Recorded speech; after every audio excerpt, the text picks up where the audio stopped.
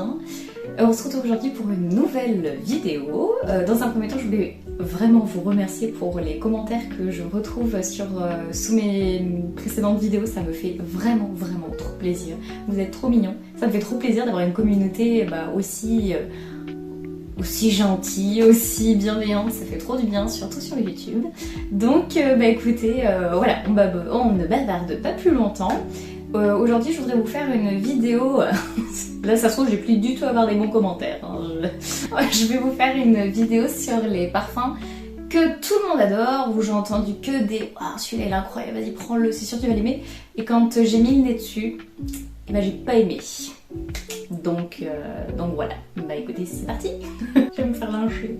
Alors, par contre, petit disclaimer, je vous en supplie. Si je dis du mal de votre parfum que vous portez, je vous en supplie, ne le prenez pas pour vous. C'est vraiment, comme je le disais dans la précédente vidéo, les goûts et les couleurs, c'est propre à chacun. Moi, mon nez, il aime pas ces odeurs, mais vous l'adorez. Mais tant mieux, mais tant mieux. Heureusement qu'on n'aime pas tous les mêmes parfums. Imaginez, on sentirait tous la même chose. C'est d'un ennui. Donc voilà, pas de paix sur vous, je vous aime, chocolat et tendresse, tout ce que vous voulez. Alors, on va commencer dans le vif du sujet, hein, on va retirer le pansement d'un coup. Donc on va commencer avec... Bon, je pense que celui-là, à la limite, il y en a quelques-uns qui rejoindront peut-être mon avis. C'est donc Delina de Parfum de Marie. Qu'est-ce que j'aurais aimé l'aimer celui-là? Putain, c'est français ça, hein. Qu'est-ce que j'aurais apprécié l'aimer celui-là, c'est mieux. Et en fait, je n'aime pas. Pourtant, les notes, franchement, c'est pas... J'aime bien. Dit la nana qui dit non, mais il l'aime pas, alors qu'il reste plus d'échantillons. Mais pour ma défense, c'est ma maman qui l'a utilisé et je lui ai repiqué pour les vidéos. Ouais, il n'y a rien de très transcendant dans ce parfum. Non, mais voilà, alors... c'est bizarre parce que du coup j'ai pas l'habitude de dire trop du mal des parfums. Mais celui-là, voilà, il y a ce côté en fait trop en ouverture, vraiment qui moi me pique. Le litchi, je le trouve trop décapant. La rose, c'est pas une note que j'apprécie forcément en parfumerie. Donc forcément après c'est un beau parfum, mais... Vu l'engouement qu'il y a autour, moi je suis vraiment pas... En fait, je crois savoir en fait le côté qui donne ce côté un peu sharp, c'est la rhubarbe. Ouais, la rhubarbe, ça donne vraiment ce truc un peu acide. Voilà, c'est ça, c'est très acide en fait comme parfum. Et c'est vrai que sur ma peau, ça rendait vraiment pas bien du tout. Voilà, c'est pas le type de parfum que j'aime bien. Donc, ouais, Delina, ouais, punaise, ça me fait penser, je sais pas si vous avez vu, ça se trouve j'arrive après tout le monde, mais je crois que c'est le parfum que met Snoop Dogg. J'ai vu ça il y a pas longtemps. Bon, ça m'a fait rire, voilà, petite anecdote. Ouais, donc Delina, voilà, oups. Alors après, bon, celui-là, normalement je vous spoil rien, puisque si vous avez vu mes anciennes vidéos, vous avez vu, ça a choqué beaucoup de personnes. C'est Liquide Imaginaire Blanche Bête. Alors celui-là, mais on s'aime pas. Je l'avais reçu avec... J'avais fait une commande Jovoy. Jovoy, je sais pas comment vous dites, Jovoy, moi je dis Jovoy perso. Et j'étais hyper impatiente, c'est limite, je l'attendais le plus de toute la commande, j'étais comme une gamine quand j'ai ouvert le paquet. Et quand je l'ai aspergé sur ma peau, c'était affreux, bon désolé pour ceux qui l'aiment, mais ne vous sentez surtout pas, vraiment, j'arrête pas de le répéter, mais c'est parce que mes mots ne vont pas être tendres. Mais en gros, pour moi, ça sent un peu le yaourt à la coco avec une note d'encens. Je le trouve...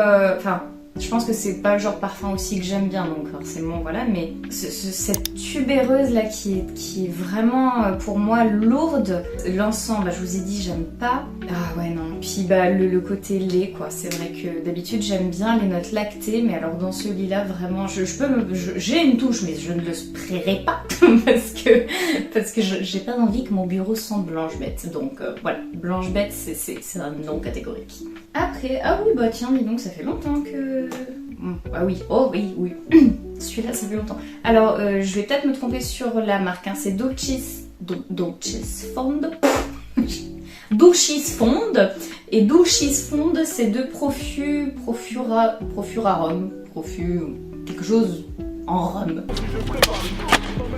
C'est quoi ça? Besquerel? Alors celui-là, je vous avoue, je me souviens plus, je crois que c'est une vanille agrumes. En fait, cette marque, j'en ai entendu vraiment beaucoup de bien. Beaucoup de gens disaient qu'elle était exceptionnelle, etc. Elle l'est sûrement, hein. Mais moi, c'est vrai que j'avais commandé un gros pack d'échantillons, justement de cette maison. Et je me souviens qu'en fait, la plupart des échantillons, je les ai soit donnés, soit échangés. Mais je les ai jamais gardés. C'est le seul que j'ai gardé, celui-là, mais je me demande si c'est pas celui-là où il y a une ouverture un peu de... C'est sûr, il y a de l'agrumes là, je le sens. Je vois pas comment il y en aurait pas en tout cas. Et forcément il y a de la vanille, mais je trouve pas exceptionnel. Pour moi qui adore la vanille, c'est pas une vanille hyper waouh. Donc il y a quelque chose en fond qui est un peu bizarre. Je dirais pas que c'est médicament, mais c'est quand même, je suis vache quand même. Ça fait un tout petit peu vraiment, hein, une petite goutte comme ça, mais sirop. Vous savez, pour la toux un peu. Et c'est pour ça que je l'aimais pas. Bon, bah écoutez, voilà, donc Dulcis Fond de Profume, mais quelque chose. Voilà, bah du coup, celui-là, c'est un nom non plus. C'est quoi celui-là? Oh purée. Oh, celui-là, je vais me faire des ennemis. J'avais pas de haters jusqu'à présent. Avec ça, je vais en avoir. Naxos de Xerjoff. Oui, frappez-moi. Je suis désolée, celui-là, je n'y arrive pas. J'arrive pas trop à comprendre l'engouement autour de celui-là. Ben Dieu, j'arrive même pas à le... Oh, voyons. Ouais, alors Naxos, il y a donc, je crois savoir pourquoi je l'aime pas. Une des autres notes que j'aime pas forcément en parfumerie, ça dépend comment elle est travaillée, mais c'est la lavande. Et dans Xerjoff, forcément, il y a une ouverture très lavande. Et qui reste quand même assez prédominante tout le long. Évidemment, il y a cette feuille de tabac en... Ouais, alors moi, je sais pas pourquoi. Ouais, si, c'est ça. Je sais pas pourquoi, la feuille de tabac, je l'ai remarquée aussi dans un autre parfum, donc Burberry London, mais pour homme. Il y a aussi la note de feuille de tabac, et ça me fait penser à une odeur de myrtille pas mûre. Vous savez, presque la feuille un peu de myrtille. Je sais pas pourquoi, moi le tabac ça me fait penser à ça. Donc forcément moi ça m'enlève tout le côté un petit peu voilà qu'on a en fait dans l'imaginaire tabac, jazz, un peu café, bar, des choses comme ça. Je suis pas super emballée par ce truc là, je m'attendais vraiment à quelque chose de plus vanillé, de plus ambré, presque un peu rhum. Et là, bon... C'est pas... non, voilà, c'est joli, mais voilà, c'est pas... tout le monde en parle. Quand même élu meilleur parfum de niche de l'année 2023, 24, je sais plus, une des deux, c'est sûr. Je comprends pourquoi, il est très bien travaillé, mais voilà, c'est pas mon préféré. Bon, vu que j'ai démoli Naxos, je vais éviter de parler du pot. Il y en a un là que je me mets en dernier parce que je sens aussi pareil que je vais me faire allumer. Oh celui-là, purée. Oh wow. Alors lui, si je le spray, je pense que je peux péter mon bureau, les murs sentiront encore. Oh, il sent de là. C'est Italica de Casa Mori. C'est ça, un Casa Mori? C'est pas Xerjoff? Non, bah c'est Casa Mori. Italica de Casa Mori. Oh, celui-là, bon allez, vraiment je le spray. Pour la science olfactive, pour la science. Ah, pas sur mon pied. Ouais, il sent déjà un dieu. Lui, c'est vraiment, si les gourmands avaient un papa, ce serait lui. Il est... Ouais, la touche, elle a voulu... vous se barrer tellement, ça sent fort. En fait, c'est vraiment... L'image que j'en ai de ce parfum, c'est un verre de lait froid et dedans vous trempez un biscuit un peu un croquant à l'amande, quelque chose comme ça. Vous le trempez, mais en fait c'est l'odeur décuplée fois beaucoup. Et en fait le truc qui me dérange, il y a du safran dans ce parfum là, mais ça apporte cette touche vraiment sophistiquée. Mais du coup je trouve que ça lui apporte un côté un peu vert / chaud. C'est très particulier comme ressenti, mais ça me prend du coup le nez. Je saurais pas mieux vous décrire que ça. C'est assez agressif en fait. C'est pas très doux, c'est pas rond. C'est hyper agressif au nez. Là franchement, vous voyez, j'ai mis un bébé spray.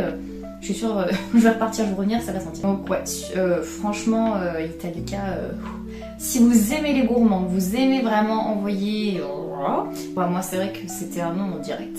C'est pas une boisson pour mauviettes. Alors, ouais, le Sugar Addict de Born to Stand Out. Ce n'est pas Born to Stand Out? Ah oui, c'est ça, en même temps, c'est noté dans mes yeux. Hein. Donc Born to Stand Out, c'est une marque coréenne qui fait un peu des titres très provocateurs. Et celui-là, bah, vraiment moi qui kiffe la vanille, qui aime le sucre, qui aime un peu toutes ces odeurs très gourmandes, Sugar Addict, normalement, c'était pour moi. Ça va me sentir sur le doigt, Dieu. Ah voilà, c'est ça. Vous voyez, la tête que j'ai fait en ouverture, c'était finalement, c'est pas mal. J'ai remis le nez dessus et j'ai fait ah non, en fait, non. En fait, celui-là, il y a vraiment une ouverture assez agréable, un peu de cassonade. Et puis en fait, juste après, la deuxième fois que j'ai senti, j'ai eu l'impression que quelqu'un avait foutu le feu à ce sucre cassonade. Et là maintenant, ça sent le sucre brûlé. Et ah ouais, non. Ça me prend vraiment le nez. En plus, je crois que celui-là, il m'a filé une migraine. Donc je vais éviter de me foutre le nez dessus trop longtemps. Et voilà, il y en a qu'un seul où vraiment je suis un peu intriguée. Et que j'ai jamais senti, c'est Dirty Rice, de cette marque-là. Et bon voilà, voilà, mais non, j'ai gardé que ouf. Oh purée, celui-là je crois qu'il va me rendre malade. Non, il va me rendre malade. Ça c'est fou. Ça fait tellement longtemps que je les ai pas sentis que ma première impression c'est oh c'est pas trop mal. Et deuxième c'est ah non, je sais pourquoi je l'aimais plus. Alors ça c'est Theodore Kalotinis Velvet Chocolate. Et alors pour celui-là, j'avais tellement d'espoir, j'en avais commandé 2 et je crois que c'est même pas celui que je déteste le plus. Je me demande si j'aurais pas chopé l'autre plutôt. Je me reviens. La vidéo qui part complètement steak.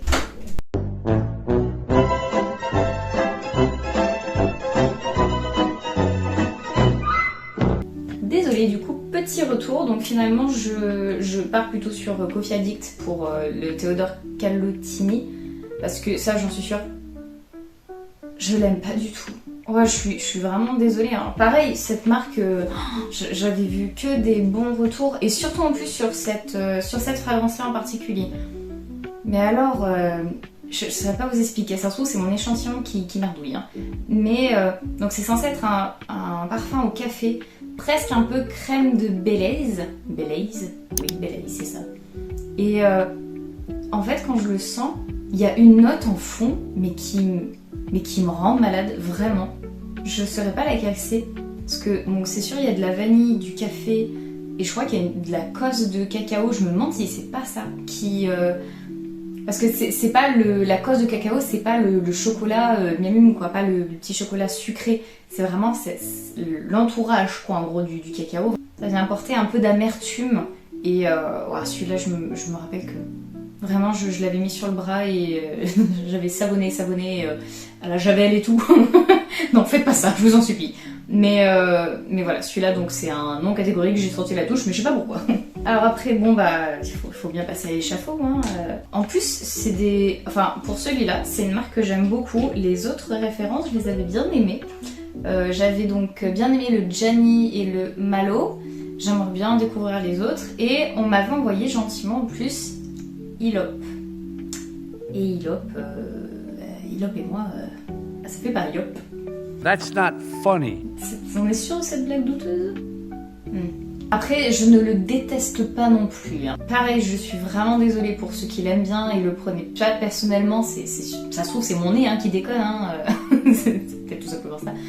Mais en gros, Ilop, il y a une ouverture de sésame, abricot, romarin, ça on le sent bien. Mais je trouve qu'il y a quelque chose de savonneux derrière qui casse le côté gourmand. En fait, en ouverture, on pourrait presque penser à une tarte aux abricots avec un petit peu de romarin ou du moins un petit thé au romarin et à l'abricot. Enfin voilà, il pourrait y avoir ça.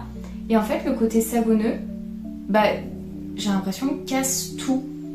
C'est vraiment dommage parce que ça pourrait être joli. Enfin, en tout cas, moi, j'aime pas la direction qu'il prend après. Non, c'est pas ça non plus, quoi. quoi. Je préfère largement les autres que justement j'avais reçus en échantillon. Voilà, c'est la fin de cette vidéo. Je suis... voilà, je pense que j'ai perdu au moins 20 abonnés. Non, j'espère pas. Bon, j'espère que ça vous a plu. S'il y a des parfums que vraiment vous en avez entendu parler et tout, et que finalement vous les avez sentis et que vous vous êtes dit ah, c'est pas ce que quoi je m'attendais, n'hésitez pas à me le mettre dans les commentaires. Et puis écoutez, voilà, j'espère que ça vous a plu. On se retrouve pour une prochaine vidéo dans quelques semaines. Bye!